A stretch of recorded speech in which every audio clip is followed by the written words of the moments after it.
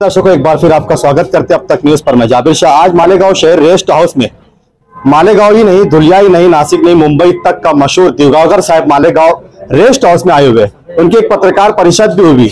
अब मालेगांव शहर में महानगर पालिका के चुनाव भी सामने है, असेंबली और पार्लियामेंट के चुनाव भी सामने।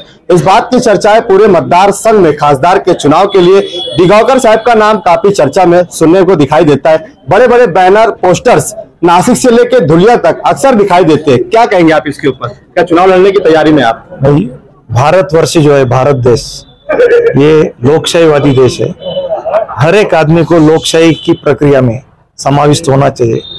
और मैंने तो तय कर लिया कि मैं लोकसभा का जंग मतलब जो इलेक्शन है उसमें भाग लेना चाहता हूँ। कौन सी पार्टी से? अभी तक वो मैंने डिसाइड नहीं किया, लेकिन युवक के जो प्रश्न है, किसानों के प्रश्न है, महिलाओं के प्रश्न है, उसके लिए मेरा जो पुलिस प्रशासन का आईपीएस का अनुभव है 35 साल का, वो एक्सपीरियंस, वो नॉलेज का जो उपयोग है मैं आम जनता के लिए करना चाहता हूँ। इससे पहले भी सारे पढ़े लिखे लोग ही खासदार बने हैं।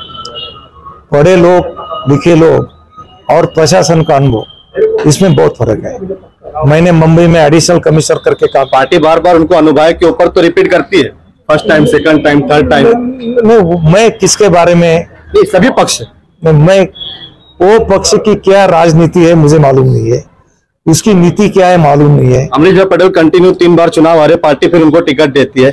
डॉक्टर 2 बार चुनाव जीते हैं, पार्टी फिर उनको टिकट देती है। तो अनुभव है, पढ़े लिखे है, समझ बूझ है, इसके लिए पार्टी टिकट देती है। देखो, जनता तय करेगी कि किसका ज्ञान का उपयोग कहाँ करने का है। पब्लिक है, सब जानती है, जनता सबसे होशियार है और भारत का जो मतदार है वो सबसे होशियार है। युवाओं और किसानों के ही मुद्दे पर मतलब चुनाव लड़ने की तैयारी आपकी? मैं पहले काम किया, फिर वोट मांगने के लिए जा रहा हूँ। मैंने लोक सेवा आयोग में 2 साल काम किया युवक के लिए।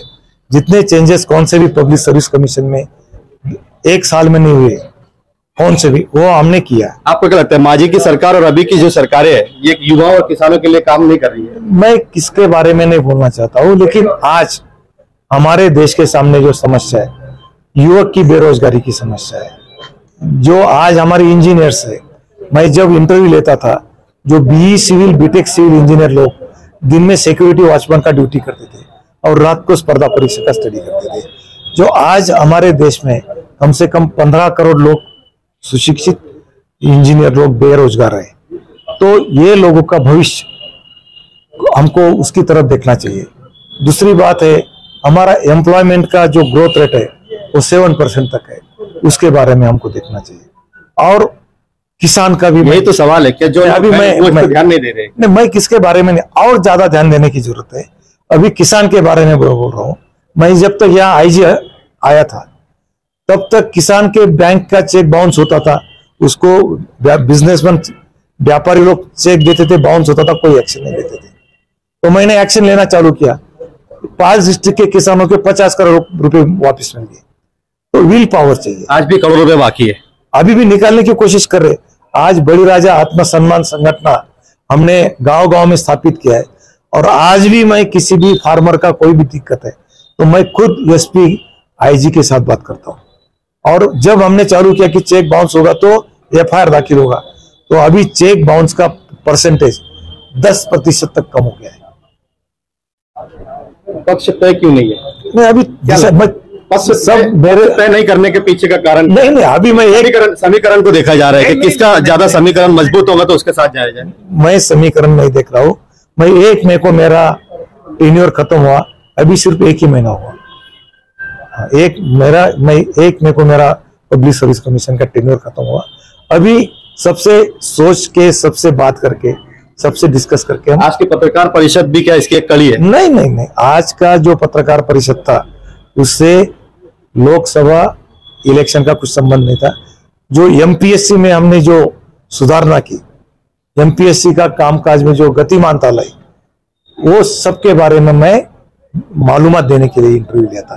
बाकी सब लोगों ने मुझे इंसिस्ट किया था कि सर एमपीएससी में क्या क्या चेंजेस हुए, जो यूपीएससी एमपीएससी का सिलेबस। पार्लियामेंट के चुनाव का काफी कम वक्त बचा है, आपका मतदार संघ बहुत बड़ा है, कैसे कवरेज करेंगे? आपकी मदद से। ये थे हमारे साथ में दिगोकर साहब, जिन्होंने चुनाव की तैयारियां तो कर दी है। अब देखना यह है कि पार्लियामेंट के चुनाव में दिगोकर साहब कितने कामयाब होते हैं, कौन सी पार्टी से टिकट लेते हैं, कौन सी पार्टी के समीकरण के इंतजार में तो नहीं है, अभी किसी पार्टी को तय नहीं करना, क्या इसके पीछे भी कोई रणनीति या कोई राजनीति छुपी हुई है। आप देख रहे थे अब तक न्यूज में जाबिर शाह, कैमरामैन छोटू शाह के साथ फिर आपके बीच हाजिर होऊंगा। जय हिंद।